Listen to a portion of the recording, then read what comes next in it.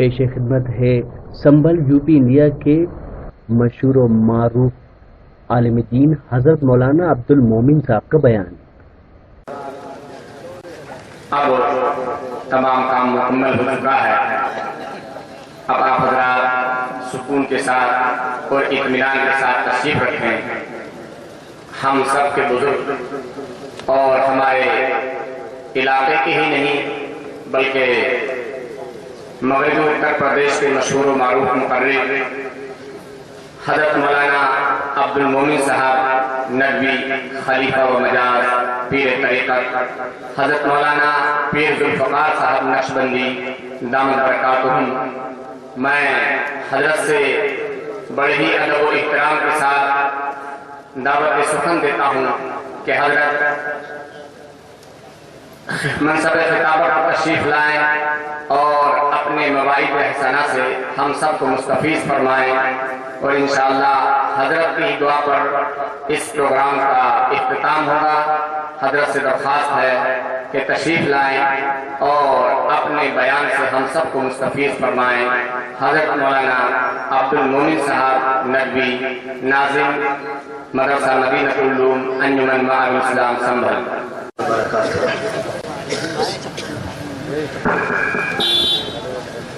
بسم اللہ الرحمن الرحیم، الحمد للہ وکفی وسلام علی عبادہ الذین اصطفی، اما بعد، اعوذ باللہ من الشیطان الرجیم، بسم اللہ الرحمن الرحیم، انا نحن نزلنا الذکر وانا لہ لحافظون، صدق اللہ العظیم۔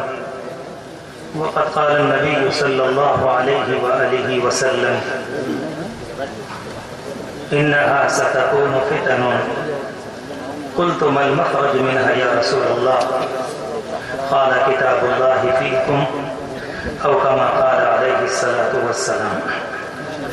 اللهم صل على سيدنا محمد وعلى آل سيدنا محمد وبارك وسلم، صلی اللہ علی النبی الأمی، صلی اللہ علی النبی الأمی۔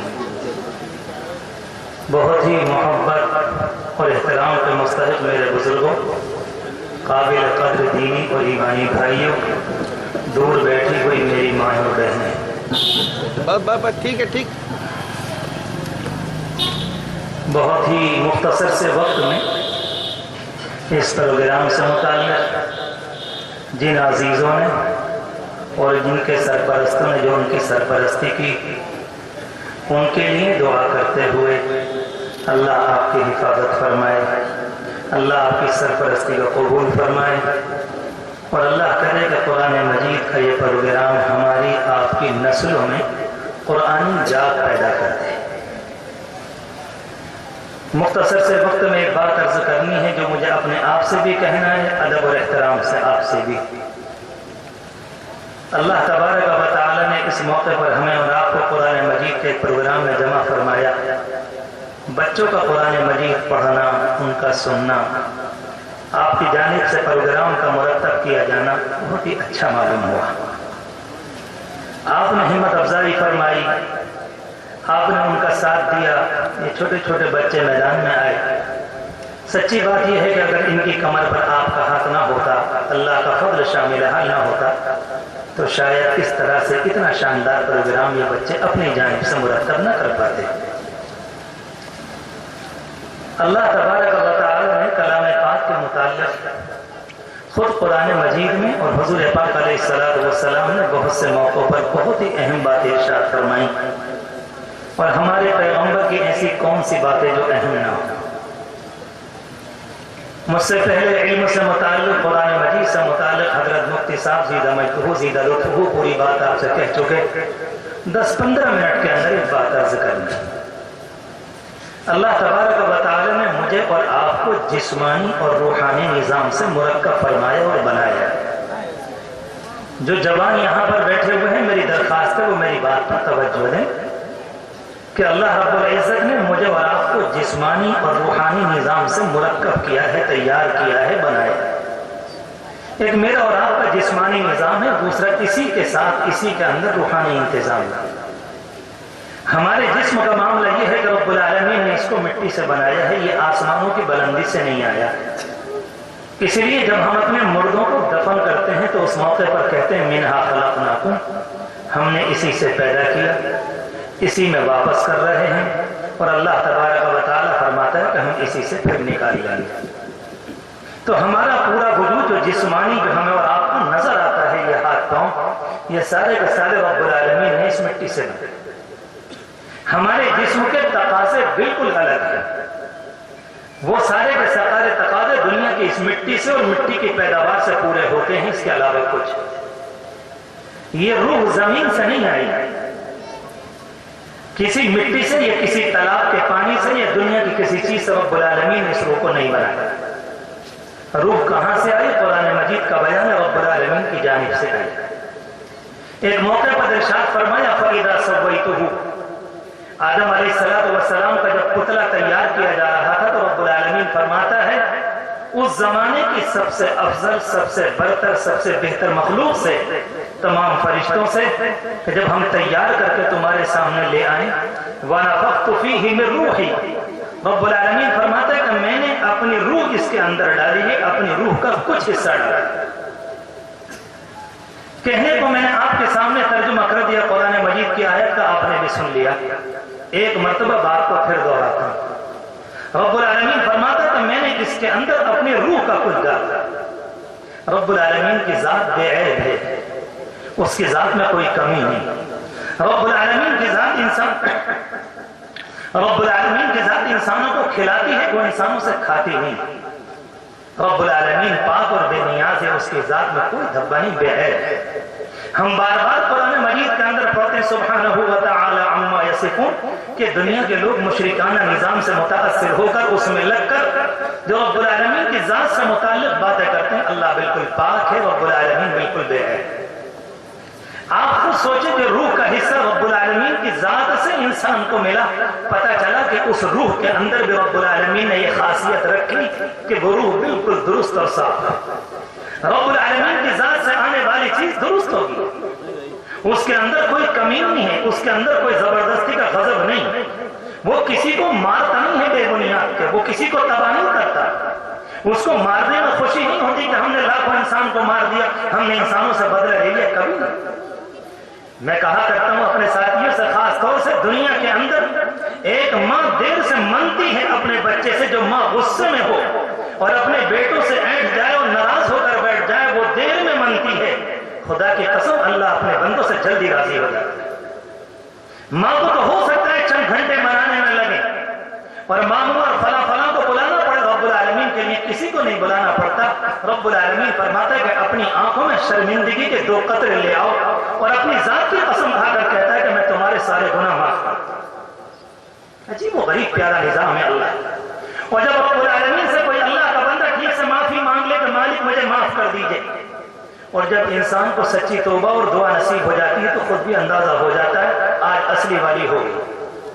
ہر اللہ کے بندے کا مزاج خوب سمجھتا ہے کہ آج دعا ہوئی۔ ایک دعا تو وہ ہوتی ہے جس کو دعا کا پڑھنا کہا جاتا ہے، اور ایک دعا وہ ہوتی ہے جس کو بھیک کے طور پر للت کے ساتھ مانگنا کہا جاتا ہے۔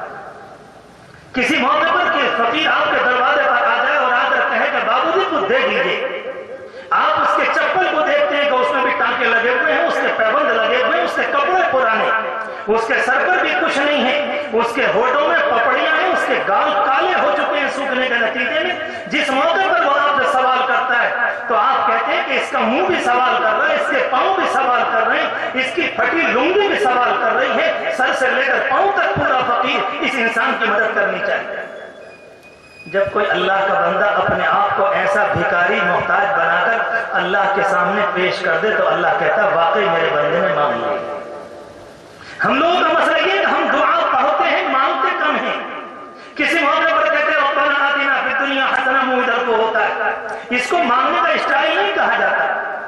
اگر کوئی اللہ کا بندہ آپ کے سامنے فقیری کے لیے ہاتھ پھیلائے اور دوسری جانب کو دیکھے، آپ کی بھی آنکھیں سرخ ہو جائیں گی اور آپ کہیں گے تمہیں مانگنے کا طریقہ بھی نہیں، ایسے مانگا جاتا ہے۔ تو میں نے عرض کیا کہ اللہ تبارک و تعالیٰ کا معاملہ یہ ہے کہ بندوں سے بہت جلدی راضی ہو جاتا ہے۔ رب العالمین نے جو نظام روحانی بنایا اس کی ذات سے، خود قرآن مجید کا بیان ہے کہ میں نے اپنے حصے میں کی، اپنی ذات اپنی روح کا کچھ इस इंसान के अंदर डाला है, इस इंसान की बुलंदी पर गौर कर। हम लोगों ने तरतीब को बदल दिया। हम लोगों ने तरतीब को यह समझा कि मेरा जिस्म सब कुछ, हमारा वजूद सब कुछ है, हमारी टांगें सब कुछ है, हमारा चेहरा सब कुछ है। और दुनिया की तहजीब ने निजाम को बदला।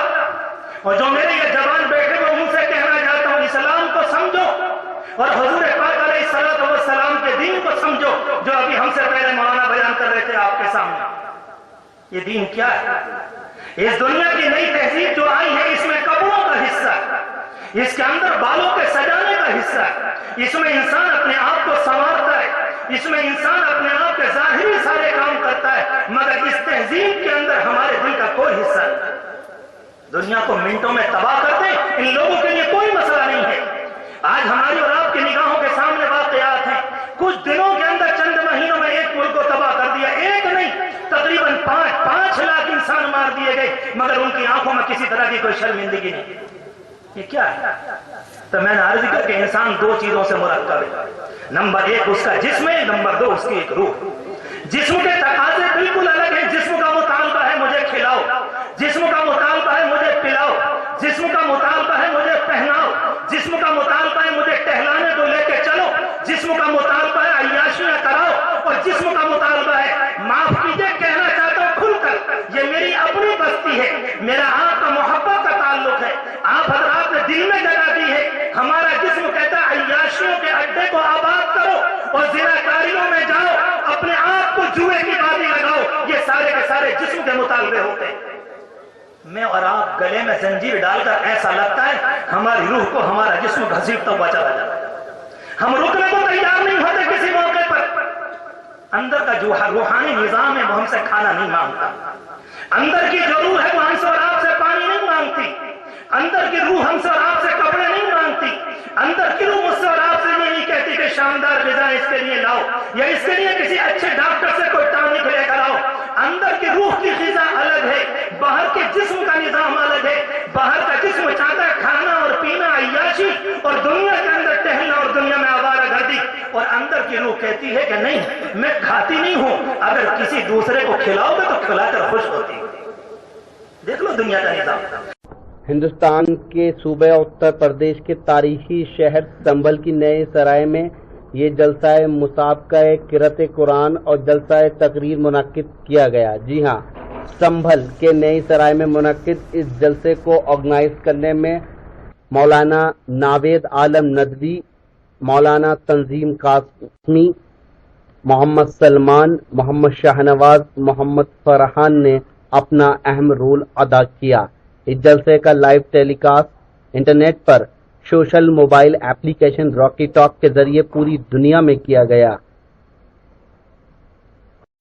Producer editor Shafiq Khan, presented by Rocky talk. Rocky talk एक मोबाइल बेस्ड एप्लीकेशन है जिसे आप अपने मोबाइल में डाउनलोड करके अपनी दुनिया बदल सकते हैं। देश और दुनिया के लोगों से घर बैठे बात कर सकते हैं, वो भी बिल्कुल फ्री। जी हाँ, हमारा मोबाइल नंबर है 9997640286। मुशायरे हो या फिर दीनी प्रोग्राम देखने के लिए हमारी वेबसाइट विजिट कीजिए www.rockytalkmedia.com। शुक्रिया।